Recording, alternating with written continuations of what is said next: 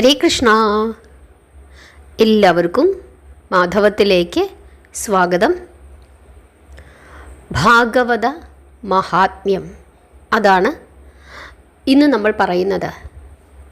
കഴിഞ്ഞ ഏകദേശം 2 മാസങ്ങളായി നമ്മൾ ഭാഗവതം കഥാരൂപത്തിൽ പറയുന്നു. ഈ അധ്യായത്തോടു കൂടി ഭാഗവതം അവസാനിക്കുകയാണ്. സൂതൻ ശൗനകാദി മുനികൾക്ക് പറഞ്ഞു കൊടുക്കുന്നതാണ് നമ്മളിപ്പോൾ പറഞ്ഞ ഭാഗവതം. ശ്രീശുകൻ പരീക്ഷത്തിന് ഉപദേശിച്ചു കൊടുത്ത ഭാഗവതമാണ് സൂതൻ ശൗനകാദി മഹർഷികൾക്ക് പറഞ്ഞു കൊടുക്കുന്നത്. അങ്ങനെ ഭാഗവതത്തിലെ കഥകളെല്ലാം പറഞ്ഞതിനു ശേഷം ഭാഗവത മഹാത്മ്യത്തെപ്പറ്റി പറയുകയാണ്. നിങ്ങളെല്ലാവരും ശ്രദ്ധയോടുകൂടി ഈ ഭാഗം കേൾക്കണം. ഹരേ കൃഷ്ണ. ഭഗവാന്റെ സ്വർഗാരോഹണത്തിനു ശേഷം 230 വർഷങ്ങൾ കഴിഞ്ഞിരിക്കുന്നു. കലികാല മാലിന്യം തീർക്കുവാൻ വേണ്ടി സനകാദികൾ ഒരു യാഗം ആരംഭിച്ചു. ആ യജ്ഞത്തിൽ സൂതൻ എത്തിച്ചേരുകയും മഹാഭാഗവത മഹാത്മ്യം അവർക്ക് ഉപദേശിച്ചു കൊടുക്കുകയും ചെയ്തു. സൂതൻ ഇപ്രകാരം പറഞ്ഞു: താപസോത്തമന്മാരെ, ഭക്തിയാൽ മാത്രം പരമോത്കൃഷ്ടമായ മുക്തിയെ പ്രാപിക്കുവാൻ സാധിക്കുമെന്ന് ഭഗവാൻ ഉപദേശിക്കുകയും സ്വപ്രവർത്തികളിൽ കൂടി ആ കരുണാനിധി അത് കാണിച്ചു കൊടുക്കുകയും ചെയ്തിട്ടുള്ള കഥകളെയും അദ്ദേഹത്തിൻ്റെ പുണ്യ അവതാരം മുതൽ സ്വർഗാരോഹണം വരെയുള്ള ലീലാവിലാസങ്ങളെയും വർണ്ണിക്കുന്ന മഹാഭാഗവതം പോലെ ശ്രേഷ്ഠമായ മറ്റൊരു ഗ്രന്ഥം ഇല്ല. അതുകൊണ്ട് തന്നെ അഷ്ടദശാപുരാണങ്ങളിൽ പ്രഥമ സ്ഥാനം ഭാഗവതത്തിന് തന്നെയാണ്. ഭാഗവതം പാരായണം ചെയ്യുന്ന സ്ഥലത്ത് തൻ്റെ ദിവ്യ സാന്നിധ്യം ഉണ്ടായിരിക്കുമെന്നും ആ കൈവല്യമൂർത്തി ഒരിക്കൽ അരുളി ചെയ്തിട്ടുണ്ട്. ഭാഗവതം ഏത് രൂപത്തിലായാലും ശ്രോതാക്കൾക്ക് മനസ്സിലാകുന്ന വിധം പാരായണം ചെയ്യുന്നവനും അത് ഭക്തിപൂർവം ശ്രമിക്കുന്നവനും നിത്യവും ഒരു അനുഷ്ഠാനമായി അത് പാരായണം ചെയ്യുന്നവനും സർവ പാപവിമോചിതനായി മോക്ഷത്തെ പ്രാപിക്കുന്നു.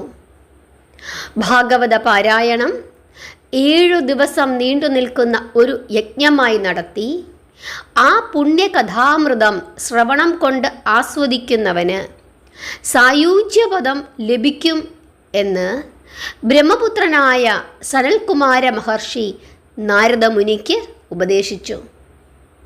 ഭഗവാന്റെ തൃപ്പാദങ്ങളെ ഭജിച്ചാലും സ്മരിച്ചാലും തീർത്ഥത്താൽ അഗ്നി എന്നതുപോലെ സർവപാപങ്ങളും കെട്ടടങ്ങി പോകുമെന്നും ആ ദിവ്യാത്മാവ് അരുളി ചെയ്തിട്ടുണ്ട്. വ്യാസപുത്രനായ ശ്രീശുക ബ്രഹ്മർഷി ആ പുണ്യപുരാണം 7 ദിവസത്തെ ഒരു യജ്ഞമായി ഭക്തന്മാരായ അനവധി മഹർഷി പുങ്കവന്മാരുടെയും മഹാബ്രാഹ്മണരുടെയും അസംഖ്യം പൗരവൃന്ദങ്ങളുടെയും സാന്നിധ്യത്തിൽ പരീക്ഷിത്ത് മഹാരാജാവിന് ആദ്യമായി ഉപദേശിച്ചു.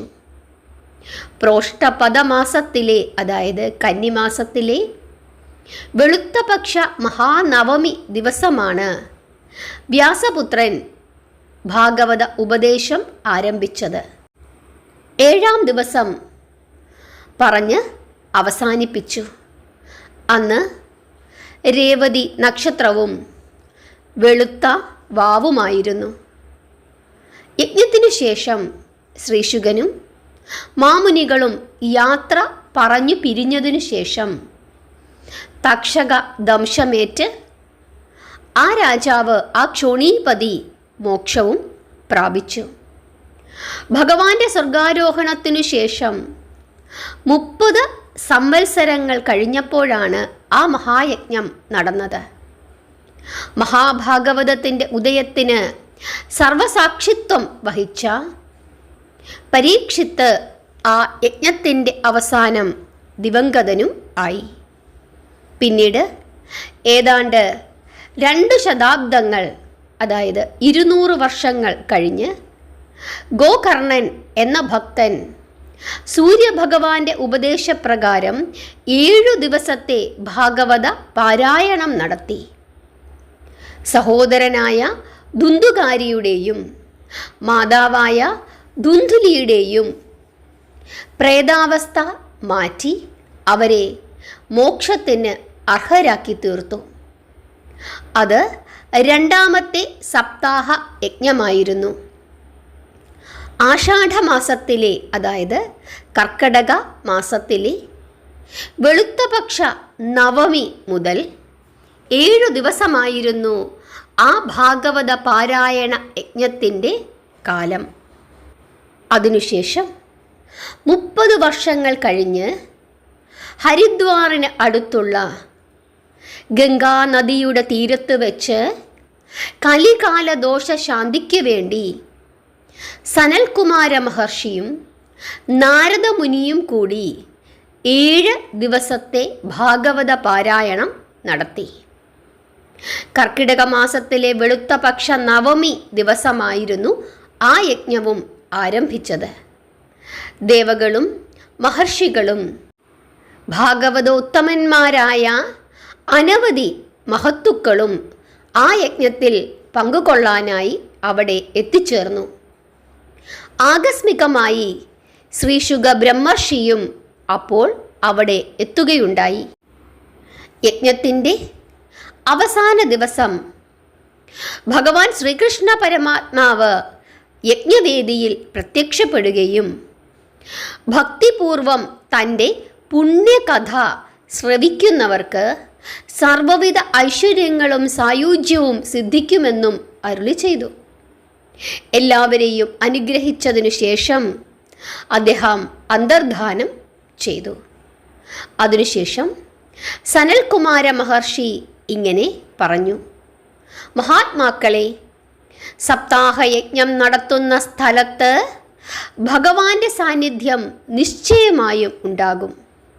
ഇപ്പോൾ അത് അനുഭവം ആയിരിക്കെ ഭാഗവത പാരായണം പോലെ ഭഗവാനെ പ്രീതിപ്പെടുത്തുവാൻ എളുപ്പമായ ഭക്തിമാർഗം മറ്റൊന്നില്ല.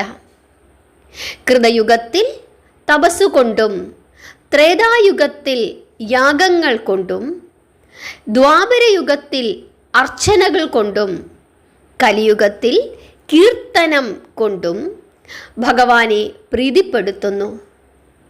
ഭാഗവത പാരായണവും കീർത്തനമാണ്. ചിങ്ങം, കന്നി, തുലാം, വൃശ്ചികം, ധനു, കർക്കിടകം എന്നീ മാസങ്ങളിലാണ് ഭാഗവത സപ്താഹയജ്ഞം നടത്തേണ്ടത്. അവയിൽ ഏറ്റവും പ്രധാനപ്പെട്ട മാസങ്ങൾ ആഷാഢവും പ്രോഷ്ഠപദവുമാണ്, അതായത് കർക്കിടകവും കന്നിയും. ഭാഗവതം വായിക്കുന്നതും അത് കേൾക്കുന്നതും ഒരുപോലെ പുണ്യമാണ്. സർവപാപങ്ങളെയും നശിപ്പിക്കുന്നതും മുക്തിക്ക് നിദാനമായിട്ടുള്ളതും ഭക്തിക്ക് കാരണമായിട്ടുള്ളതും സർവോപരി ജഗന്മയനും ഭക്തവത്സലനുമായ ഭഗവാൻ ശ്രീകൃഷ്ണ പരമാത്മാവിന് പ്രീതികരമായിട്ടുള്ളതുമായ ഭാഗവത പാരായണവും ഭാഗവത പാരായണത്തിൻ്റെ ശ്രവണവും ഇവ രണ്ടും ഒരുപോലെ പുണ്യപ്രദമായ കർമ്മമാണ്. ഇത്രയും പുണ്യപ്രദമായ ഒരു കർമ്മം ഈ കലിയുഗത്തിൽ മറ്റൊന്നില്ല. ജീവൻ മുക്തിക്ക് വേണ്ടി പല മാർഗങ്ങളും മഹർഷി പുങ്കവന്മാർ ഉപദേശിച്ചിട്ടുണ്ട് എങ്കിലും ഭക്തിയോളം എളുപ്പമായ മാർഗം മറ്റൊന്നില്ല. സ്വർഗാരോഹണത്തിനു മുമ്പ് ഉദ്ധവർക്ക് നൽകിയ ഉപദേശത്തിൽ ഭഗവാൻ തന്നെ ഇക്കാര്യം സ്പഷ്ടമായി വെളിപ്പെടുത്തിയിരിക്കുന്നു.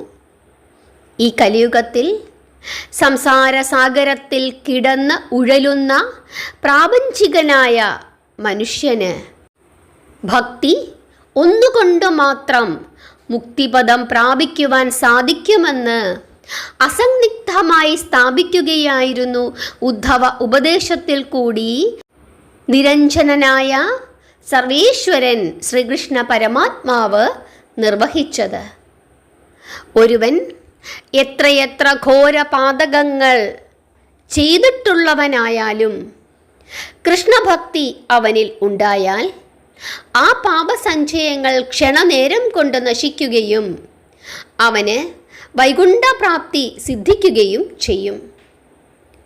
ഭൂതപ്രേത പിശാചാദികളൊന്നും അവനെ തീണ്ടുക പോലും ചെയ്യുകയില്ല. അങ്ങനെയുള്ള ഭഗവാന്റെ അവദാന വിശേഷങ്ങളെ വർണ്ണിക്കുന്ന മഹാഭാഗവതം പാരായണം ചെയ്യുന്നവനും അത് ശ്രവിക്കുന്നവനും ജീവൻ മുക്തനായി ഭവിക്കും, യാതൊരു സംശയവും ഇല്ല. ഗംഗാനദി, ഭഗവത്ഗീത, ഗായത്രി മന്ത്രം, തുളസി മാല്യം, ഗോപീചന്ദനം, സാളഗ്രാമ പൂജ, ഏകാദശി വ്രതം, ഭഗവാന്റെ നാമാക്ഷര ജപം ഇവ 8 കലികാലത്ത് ഭഗവാന്റെ കാരുണ്യത്താൽ സായുജ്യം നൽകുന്നു. ഹരേ കൃഷ്ണ. ഇങ്ങനെ പറഞ്ഞ് സൂതൻ മഹാഭാഗവതം അവസാനിപ്പിച്ചു. ഹരേ കൃഷ്ണ. ഇതാണ് മഹാഭാഗവത മഹാത്മ്യം. ഇതിലെ പല കാര്യങ്ങളും നമ്മളെപ്പോഴും പലതവണയായിട്ട് പറയുന്നതാണ്. എന്താണ്? ഏകാദശി വ്രതം അനുഷ്ഠിക്കുക, നാമം ജപിക്കുക, അല്ലേ?